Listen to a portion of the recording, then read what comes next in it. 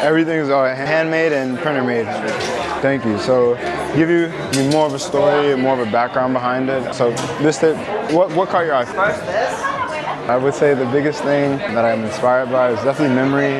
Wanting to, especially with the negatives, right? They get so discarded. We live in such a digital age that once someone is done with the negatives or once someone is done with the scans of it, even when you're developing the film, once you have your digital, you toss it and you're done. But for me, I didn't like that because I got to a point I was collecting a bunch of these over time, especially like this memory attached to it. You can see this and see it. It's a frame, you see a frame, but for me, I looked in depth and I see a moment when I was learning how to grow as a photographer, learning how to tweak my settings and different things, whether it be past models or photo shoots that I had within here.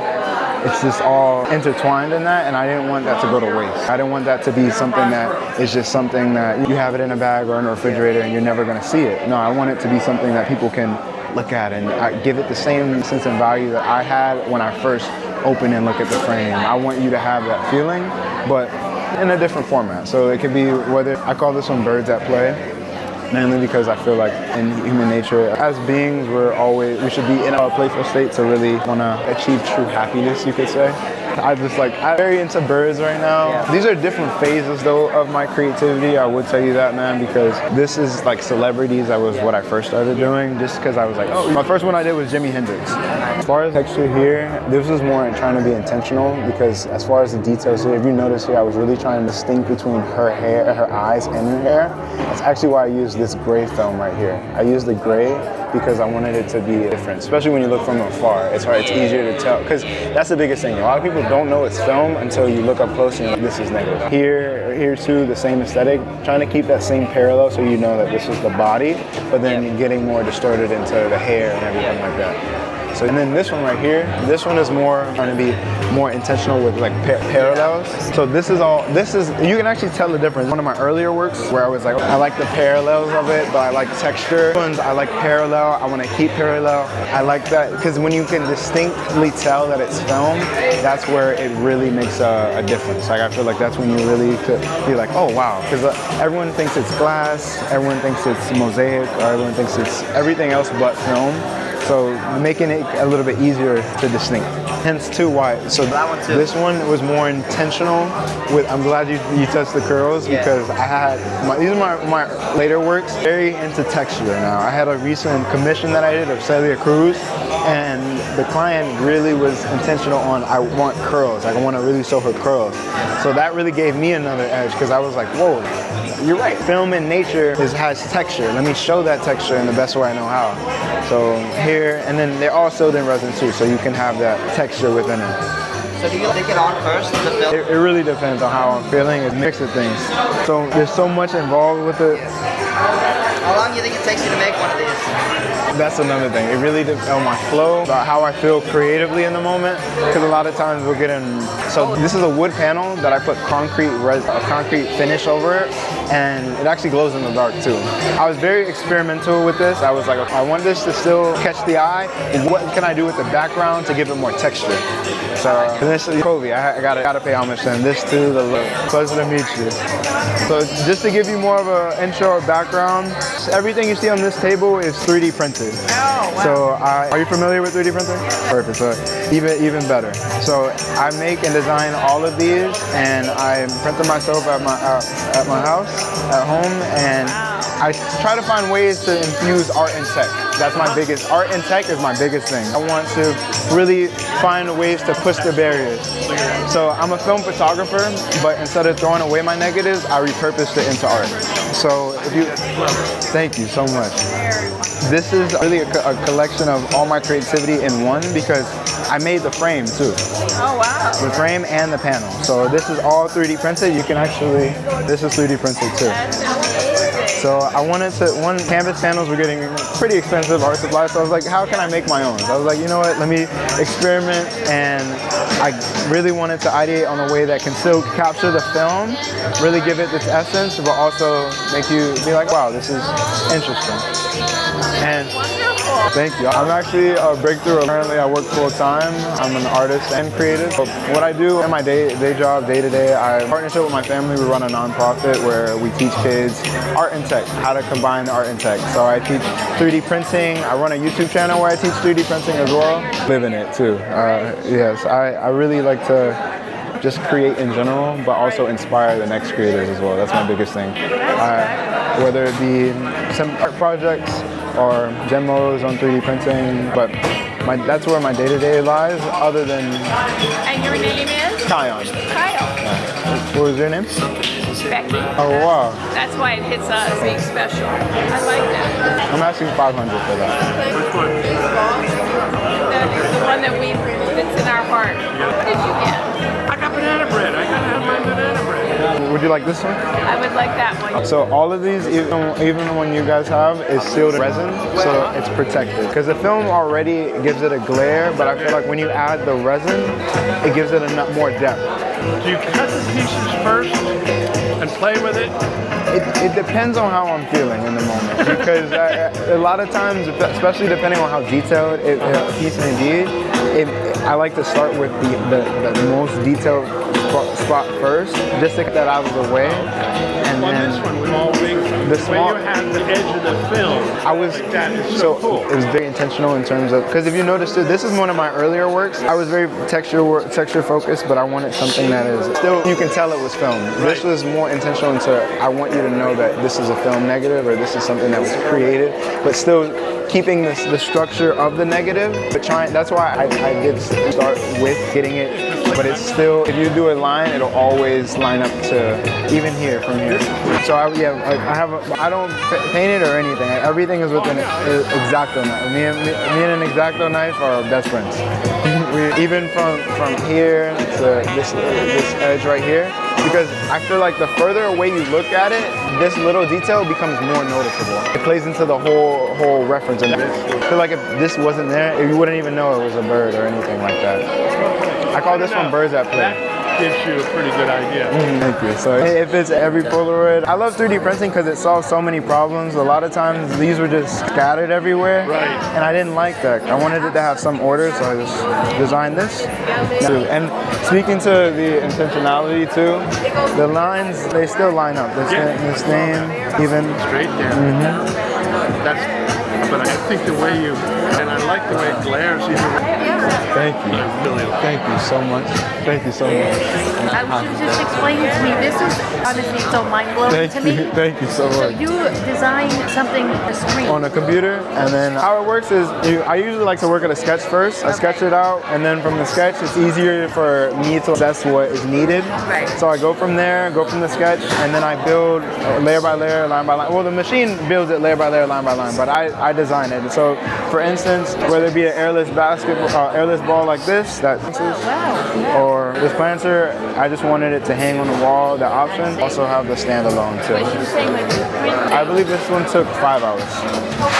once you get it going, you just set it up and it just starts going, just like slowly building. Slowly there, but it can start slow, but I can speed it up too. If I wanted to go really fast, if I was in a rush, I have different modes on it, and it has 4 different speeds. When did you start? How did you know you were into it? You had this gift. Wow. Did you start when you were young? I was always creating when I was young. My dad's an artist, really? so I would see him Like create. you watch him do it, right? And I was like, oh, I like this is something I'm interested in. But my thing was, especially going into the creative, is finding my own style. A lot of times, especially when I was creating, a lot of people would love my art, but they're like, oh, it looks a lot like your dad. So I wanted to really play into what was me, what was my tech. I love gadgets, I love art and tech. If you ask anybody who knows me, they would say, yeah, Kion has that newest gadget, the latest tech, or he's building something with some type of robot or anything, and he's definitely just using his hands. And I wanted to, so I went to Howard I'm a Breakthrough alum, so I went to the Ransom site. I would say my entrepreneurship started at Breakthrough too, because it wasn't art, it was candy at the time. Because I noticed a need in terms of everyone, especially me. I was hungry, going from class to class. What if we just had candy or something simple that you can, a little snack? And then I had to get permission with everything to be able to to do it, but they let me do that. And I would say that was an inkling to really get me to push. So high school, I went to Palmer Trinity, and then from Palmer, I went to Howard. I was there for a couple of years, then COVID happened. I had to come back down here, but it was good. It worked in my favor. Sometimes you don't know the plan that you have, but I was able to come down here and I learned how to code. So from learning how to code, I learned how to build websites, learned how to build apps, and really got me into more of the tech scene. My uncle, he noticed that I was coding and really into my tech nerdiness, you could say, and he was like, I have this 3D printer that I haven't used. I bought it, I haven't used it ever. He said, it wasn't even one of these, it was just the 3D printer realm in general. He's like, you should tinker with it. Let me see what you can create, and here we are. I never looked back. This is a totally different realm. So so I'm a film photographer, but instead of throwing away my negatives, I repurpose it into art. So here is a developed story, but I didn't want to throw it away. I have bags and bags of negatives, and it got to a point where I had to look at myself and be real. Like, what am I going to do with this? I didn't want to throw it away. That is not an option. I couldn't do that. You can hold this as well. I think it's amazing. Thank you. What is your goal, or so are you just making art and going around and selling it? Is that? Well, it's a twofold thing. One of my goals would definitely be to make more of a name with my art and leave a legacy. I always say I create today to outlive tomorrow, so my art can really stand on its own and really inspire others to create, which is in part of what I do with my day-to-day job. My family runs a nonprofit, so I'm able to understand the ins and outs, how I would apply it to my own being. We run a 6-week summer camp where I teach kids how to 3D print, I teach them how to do digital art, the whole nine. Pretty much everything that I wish I had as a kid. I just really push creativity. But answering your question, speaking to that, I would say the twofold thing: inspiring others to create and leaving a legacy. And I feel like the way I'm doing it would be the nonprofit scope and education, but also more outreach, putting myself out there as an artist, which can be daunting at times. But I love that that's what you're doing. That's amazing. This is like just reminds me so much. So they would love this then. So if you have I made these specifically Polaroids. This is one of my mom's, so I didn't want it to just hang out like that. I didn't feel like it was aesthetic, so I made this. You can also, say you didn't want it to be in the frame, you could also do this. That's so good. This is why I love 3D printing too, because it was really, as a creative, and so like you're a problem solver. So I had a problem, and I honestly, it becomes a question of what don't I 3D print. So this is also 3D printed. I designed this too, a case. This is actually made out of the same material as this bag. This bag is 3D printed. I can't even get my mind around it. I feel like it's, the will to learn though, that's the biggest thing. Like I always say, when you want to learn it, you'll achieve it, really. That was the best one. I'm gonna get you a little shopping bag. How you doing? Excuse me. Hi, how you doing? Do you have a bag by chance? An extra bag? Thank you. I can make it work. Right? So, films, but tell me more, please. Really, I'm a film photographer, but instead of throwing away my negatives, I repurpose it into art. Mainly because I don't want to throw it away. There's too much memory and story behind it. Someone could look at this and say, oh, is this another scan or film? But to me, that was a moment where I was experimenting with different color grades of different compositions. I look at it too. As a photographer, I have a digital camera and I have a film camera. But I love my film camera more because I feel it makes me better as a creator. I only have 24 frames, 32 or 36 frames per roll, compared to if I have a digital camera, I can just keep shooting and then you put more intention behind it. And speaking to what you said about intention, absolutely. Okay, I'm working on getting you a bag. I'd use software I use Tinkercad because it's very easy for me to do something quick. It's a software that you can use online. It's very free. It's free to make an account. You design the model in 3D. It's a block-based platform, so you use different shapes. In this case, I used a rectangle, and then there's a certain tool that you use where you can make my own shape, and then once I had my model, I was satisfied with that.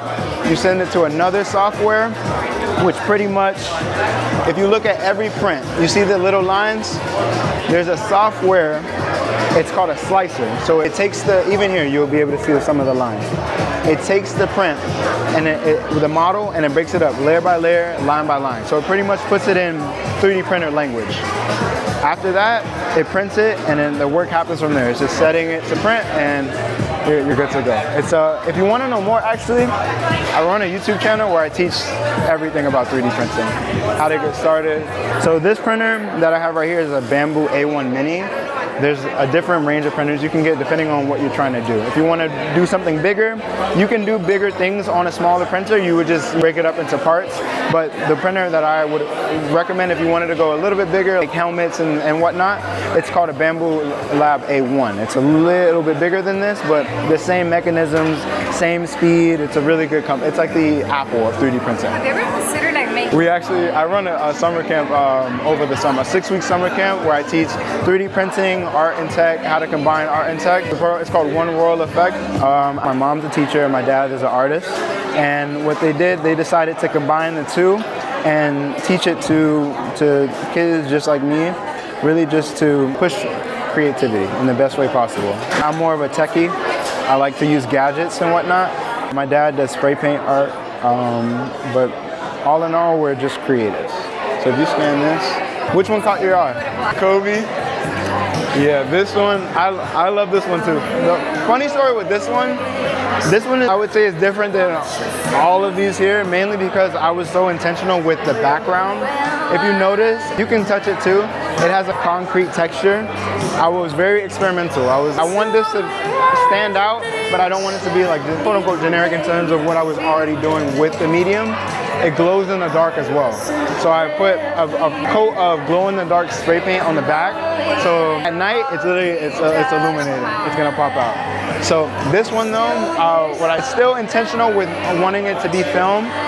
And did I tell you why film? Oh, sorry, my bad. I'm a film photographer. But instead of throwing away my negatives, I repurpose it into art. I wanted to give it another story. Instead of just sitting in bags and just not being seen for what it is, I like to give it another story, give it a new light. So whether it be with a Kobe, and it's all paying homage to people who have influenced me in any shape or form. I love Lauryn Hill's music. Nipsey Hussle played a huge impact on my dad's life as an artist. Kobe's mentality in terms of just work ethic is something that I love to just push forward because I feel like that's what's going to make you in anything you do. But it's a lot of just wanting to show texture, let the film speak for itself. They're all developed negatives, but really this one was when I first started with, you can say like parallelism, or really wanting it to be intentional in terms of knowing that it's film.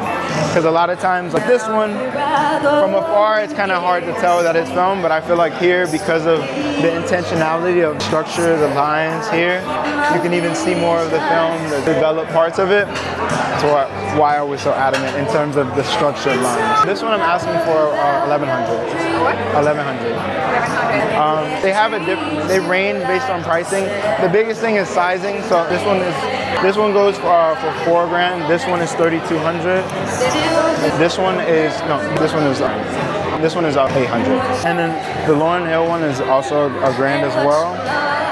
Nipsey, these two is $900, and this one's it depends on the mix of things that as far as like biggest things.